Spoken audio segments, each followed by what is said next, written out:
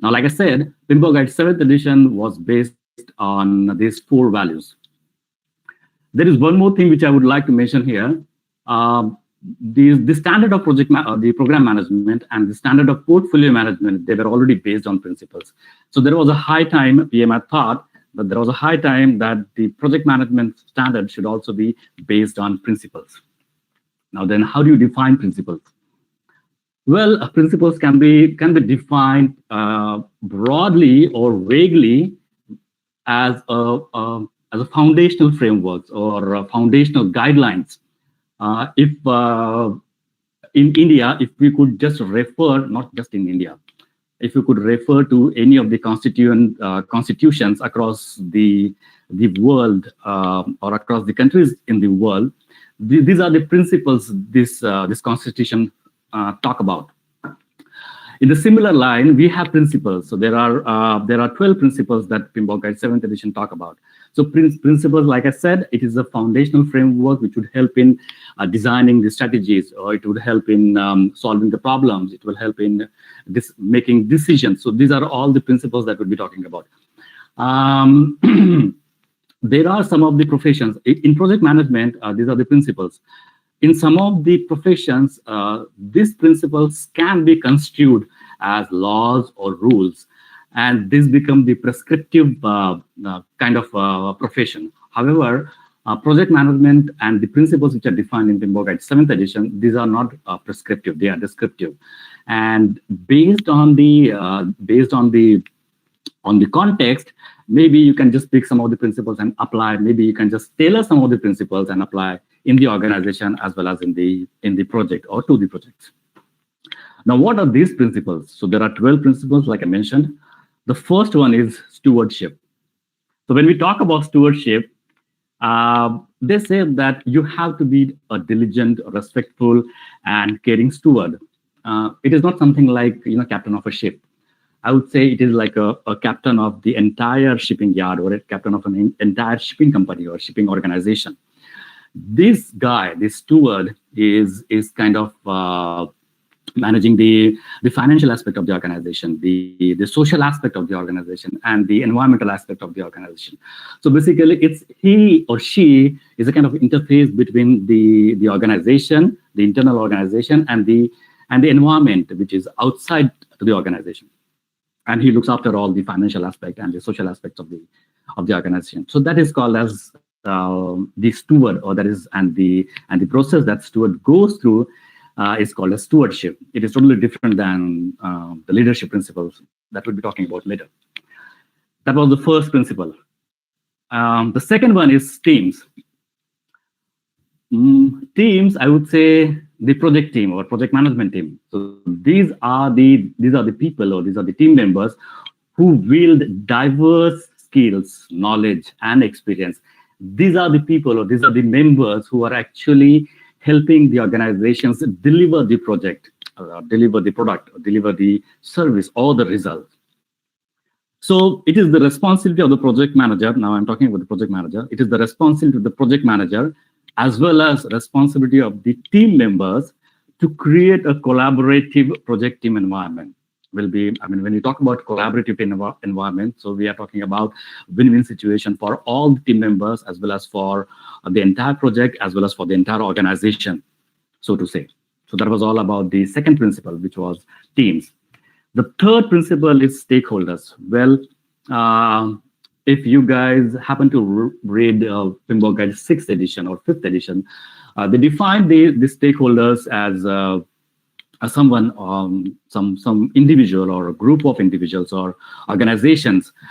They would either impact the outcome of the project, or they would get impacted by the project or the outcome of the project. So these are the stakeholders.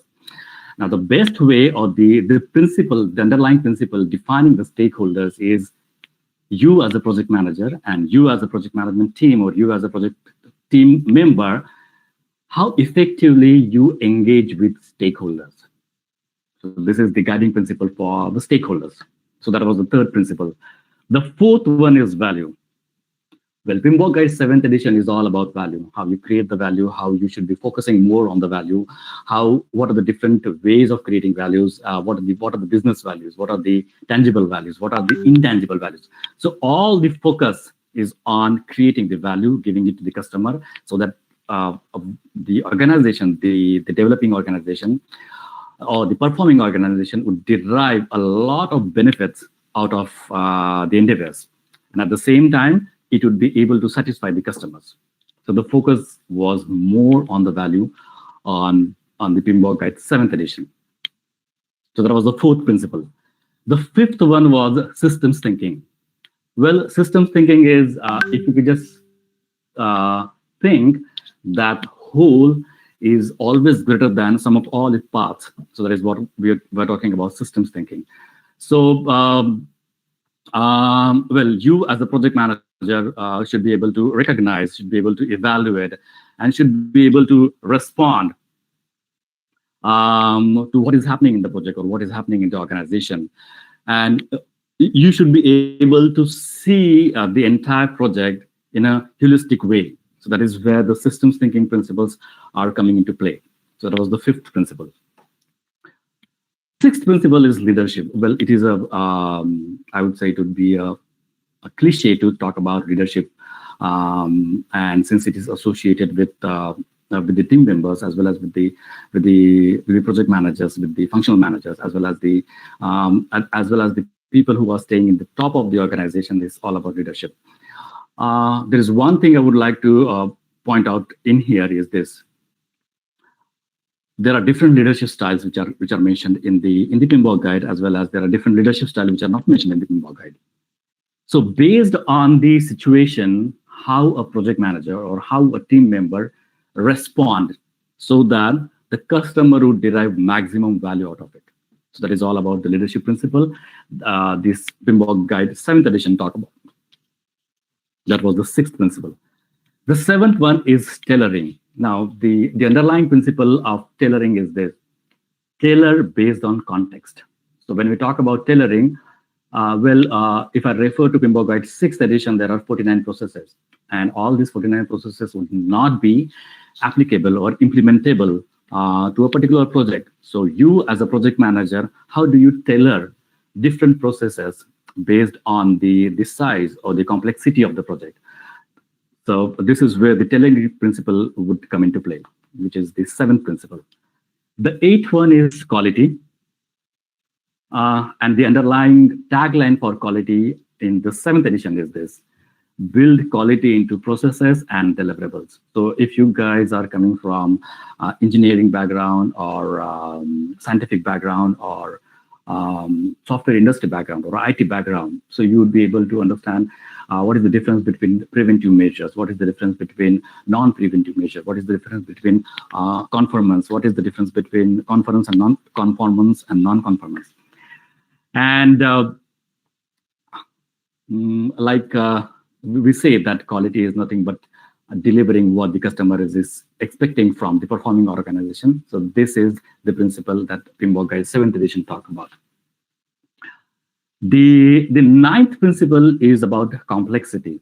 Well, if you know the acronym, which is VUCA, which is volatility, uncertainty, complexity, and ambiguity. So this is one of the elements of VUCA, and this complexity is something about how you navigate the project through all these uncertainties, volatility, ambiguity, and complexity.